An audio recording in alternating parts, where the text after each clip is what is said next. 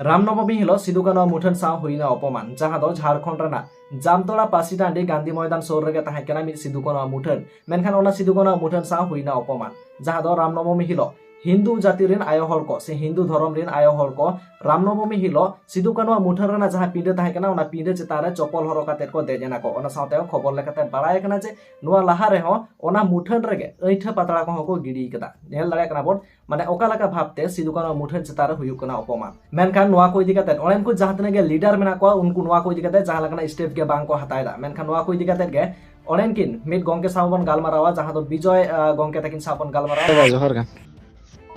हाँ जोहार जोहार जहां का जामतोड़ा रे ना रामनवमी हिलो सिदु कानु मूर्ति चेतारे जहां का व्यवहार हुइना अदो ओना वीडियो को सोशल मीडिया रे पेड़ा बड़ा कान गया ओना रे अपडेट के हा बड़ाई बखरा चेल का चेट खबर काटी ना से तरह मेन लखन नपाय को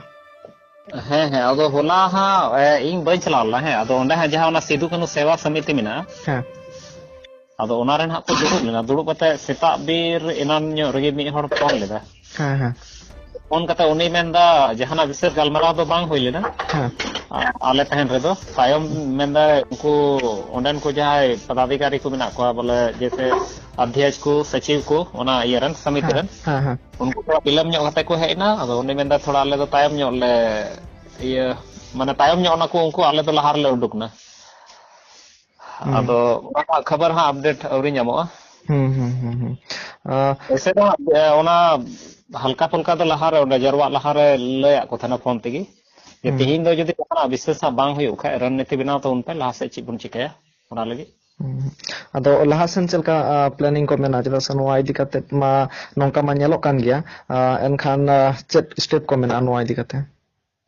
नोआ इदि कते दो सब खना पहिल दो ओंडन को पुलिस प्रशासन उनको घेराव को हुयु जे तेही मान लिया ओना जगह रे आपे जो भी ओंडे जुलूस हुयु कान थाना ओना रे जरूर उनको परमिशन तो को हताव का थन गया हां हां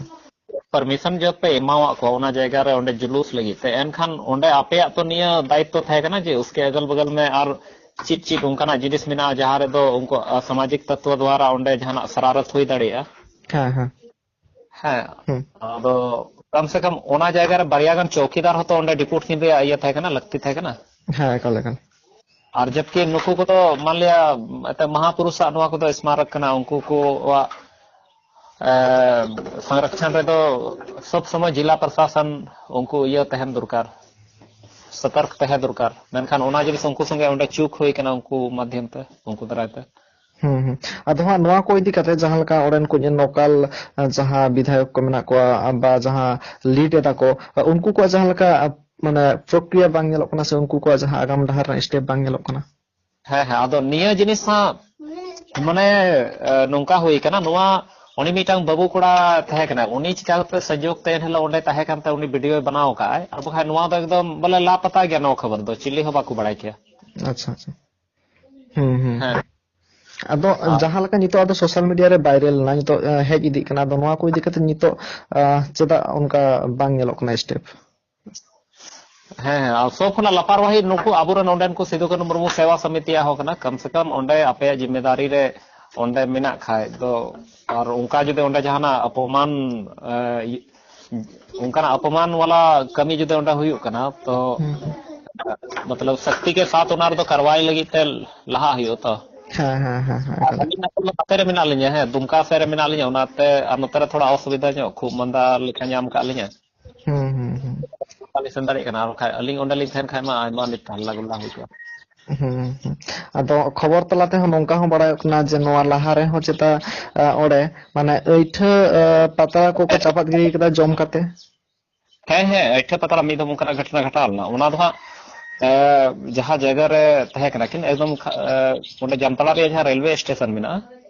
रेलवे स्टेशन बगल रे मिठे ओंडे चंचला मंदिर मिना अच्छा हां पहिल दो सिदु कानु स्टेचू दो ओंडे के तहे कना हां हां तो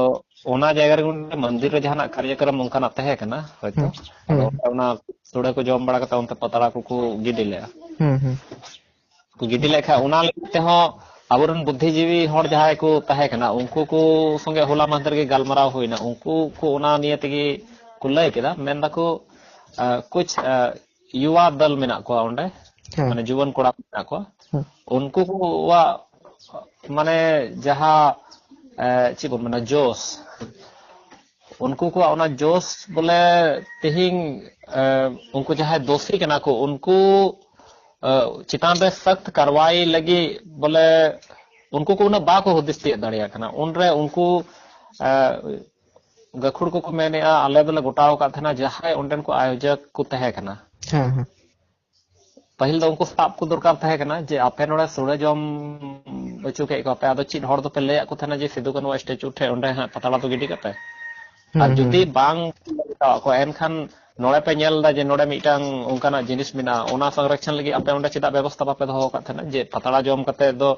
माने सुड़े जम कते पताला दो उनते दो लुपे दिया ओना लगी विशेष ये व्यवस्था में नोते रे दोहय पे एनखान उनको पाप लोग खाय उनको चिता रे कार्रवाई हुई लेन खाय उनको कुछ तो को बतर को मेनखान को चिका डायरेक्ट रोड जाम को धुरावना रोड जाम को धुरावन खाय उनडे नेता उनडे राजनीति हुईना नेता को तो चिर उनको पर जहाना मतलब मीटा समुदाय चितान रे शक्ति ते कार्रवाई लगी उनको तो ना दो कदम बा कहता उनको तो को में चलो किसी तरह समझौता पे और समझौता के खाय को ओकोय संगे समझौता हुई ना ऑर्डन को जिला प्रशासन संगे और उनको जहां दो